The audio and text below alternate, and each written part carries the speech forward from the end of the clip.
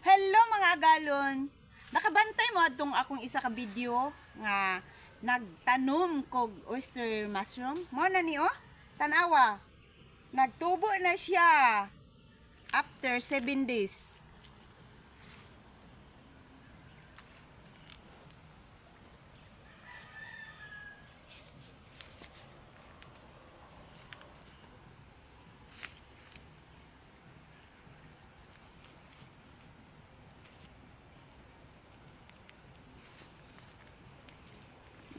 Yan na.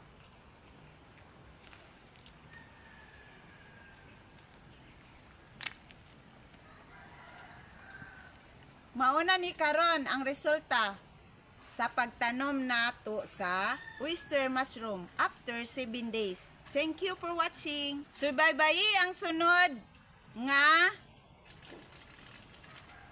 mga adlaw kung unsay resulta ani sa atong tanom. Sundan lang ninyo ang akong mga videos. Thank you for watching!